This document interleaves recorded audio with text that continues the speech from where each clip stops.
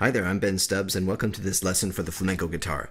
I wanted to make a video that explains how to play the rumba, but more in detail for those who are more visually inclined. So I want to present to you some chord charts, some tablature, and some directional diagrams to help you figure out how to use your right hand for the strumming patterns, what fingers to use and all that stuff, and how to fret these particular chords. And before we get started, I just want to let you know that I have a few spots open right now to work one-on-one with me on your flamenco guitar dreams, whether you're starting from square one, the beginning, or you're a little bit more advanced and you want to enjoy the instrument, or maybe you want to play for others, or maybe you've got some fears of playing in front of people and you want to figure out how to overcome those fears and that anxiety for performance.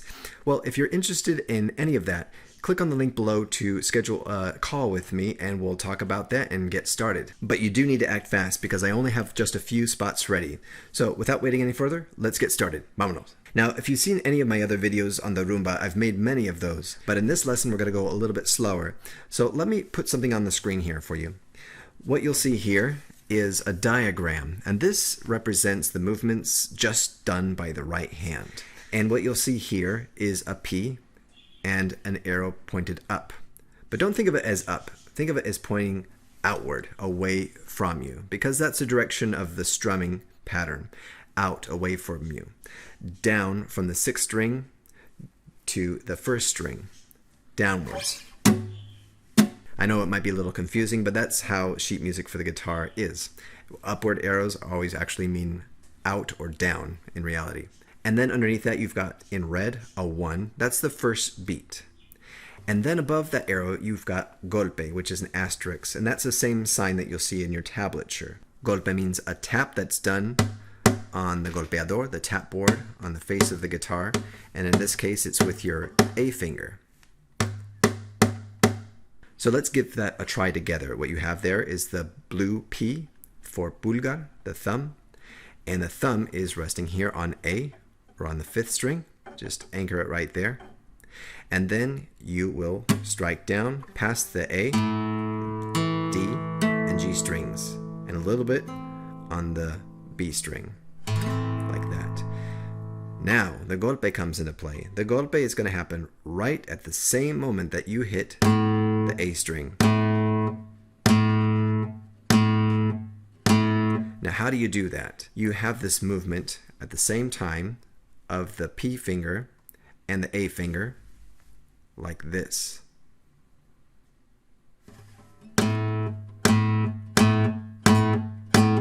Give it a try of tapping and then striking the string separately.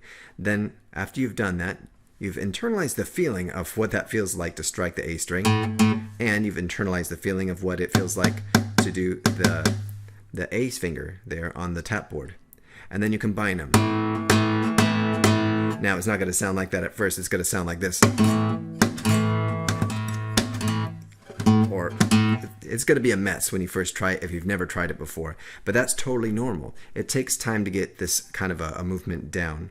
But be patient with yourself. And pay attention to the feeling of each movement. Think of one thing at a time. Think about your thumb one at a time. Think about your A finger one at a time, and then just put them together. There's a lot of mechanics involved in playing the guitar. When you play flamenco guitar, there's a lot of mechanics, a lot of technical stuff involved. But once you get the muscle memory down, you don't think about it anymore.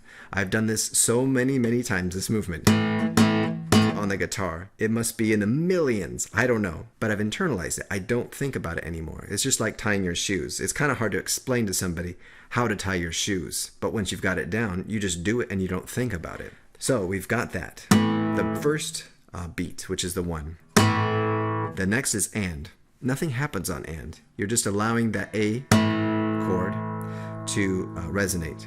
And by the way, that's my chord right there. It's A minor. So you've got an open A, second finger on the E, which is on the 2nd fret of the 4th string, your 3rd finger here on A of the 3rd string on the 2nd fret, and your 1st finger on the 1st fret of the 2nd string, and then open E, or the 1st string. So you've got the and ringing. What's next?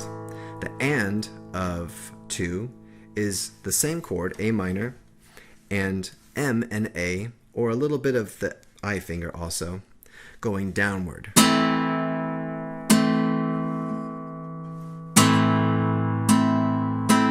So I might at times just graze the strings accidentally with my I finger. And in your tablature, sometimes you'll see M and A for these two fingers, or you might see IMA, which means these three fingers, if you want some extra punch, a little bit more volume. But honestly, most of the time I'm just grazing the strings with that I finger, and the brunt of the strings, the brunt of the notes, are struck with the M and A together. Because when you look at your fingers, what sticks out the most, what protrudes the most? The M and A fingers, right? So if you're going down, those are the ones that are going to strike. I hope this makes sense. If you have any questions, just drop a comment down below in the comment section. And don't forget to like and subscribe. Next is the 3-beat. Now the 3-beat in your tablature is represented by an X. And above it, here in the chart, you'll see an S. And that is slap. Slap is slapping the guitar. Now here, don't be mistaken, I'm not talking about the Davey 504 slap bass. This is slap flamenco guitar. Davey 504, slap flamenco guitar. So you've got slap represented by the X. What that is the hand is like this. So the fingers go up a little bit. See, there's a curve. And then I slap on the strings, and I let the motion of the hand allow the fingers to go like that onto the face of the guitar. And you're looking for a combination of snare sound, like a snare drum, and then a thump. Snare, thump, together.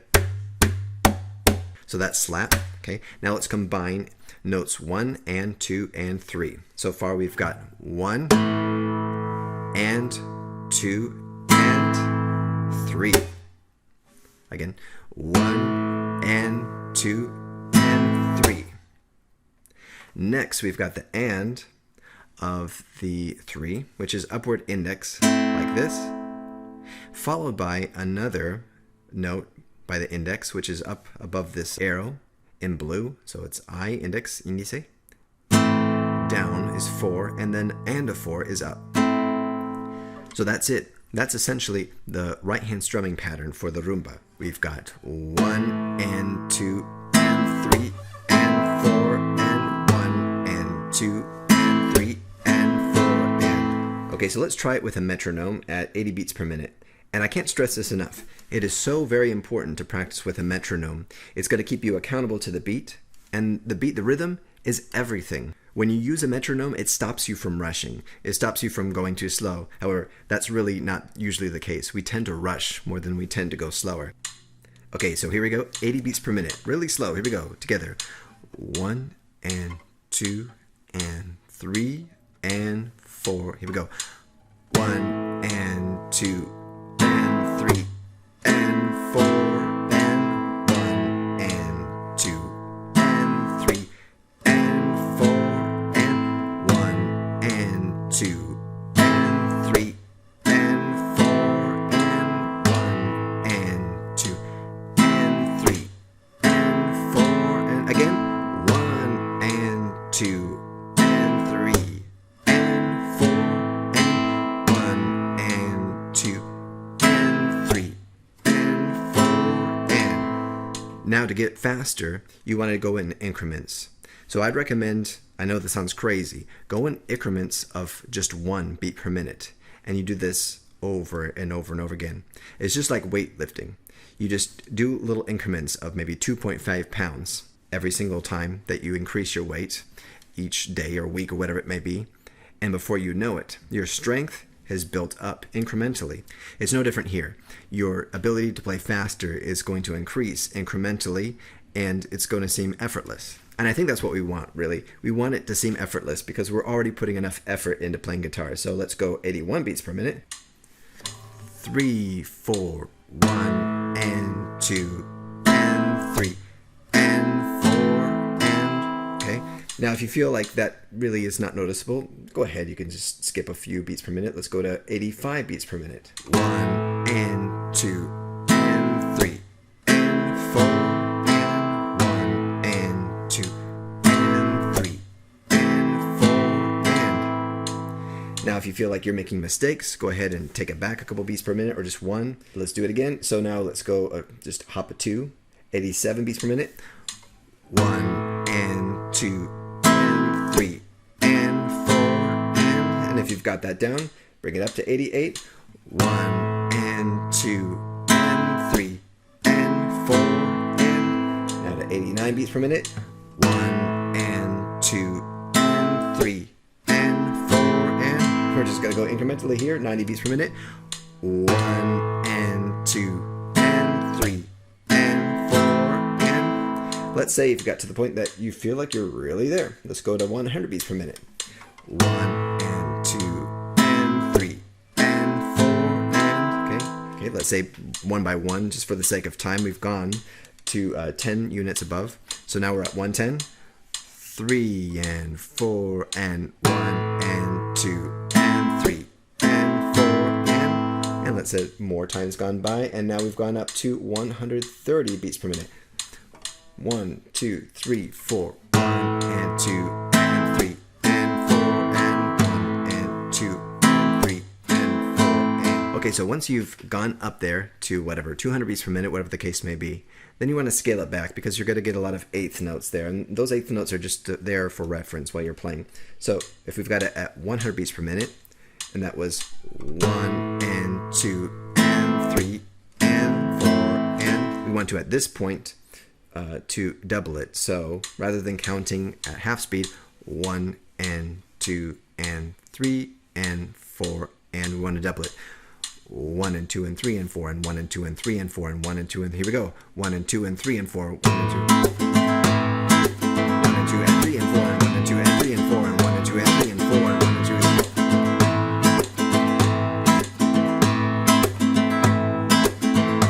3. If it doesn't sound right, go ahead and scale it back again and pay close attention to the quality of each note. Test it out, make sure everything sounds right. 1 and 2 and 3. So if you hear the and of 2 and it sounds sparse, make sure you're getting both fingers that are hitting the A string, D string, and G string adequately. Also, you want to get behind this A string and get that springy sound and avoid hitting the E string or making a note on the E string to where it sounds very muddy by anchoring your thumb here, like that. So you're guaranteed never to get that muddy sound from the E string because you've anchored the thumb on the E string. And this is a theme you're going to see on the flamenco guitar a lot. Anchoring your thumb on one of the bass strings. Whether you're doing arpeggios, like that, or whether you're doing picado, like that. You're doing this primarily just for stability of the right hand. If you're not anchoring your thumb either on the string or on the body of the guitar, you're relying on your wrist and your arm to be stable. And the truth be told that our arm is going to get tired, especially if we're holding it like I hold it, upwards like this. We can't just rest it on the guitar all the time. It's going to be floating. So we need some stability in the fingers and the hand when we're doing all these complex movements, whether it be strumming, arpeggios, picado, apoyando. We need that anchoring. That's not something you'll see in the classical world. A lot of classical guitarists will look down on us flamenco guitarists for doing that. And that's fine. Let them feel how they're going to feel. Now that you know how to do it in A minor, you can duplicate this same right hand pattern to any chord up and down the neck. And you can look at other videos that I've made on that, on how to do bar chords and how to do open chords using the Rumba strumming pattern. So that's it. Thank you so much for watching, and a special thanks to our Patreon supporters for making this possible. And don't forget, if you want to work one-on-one with me, book a call below in the link in the description, and we'll talk to you soon. Take care.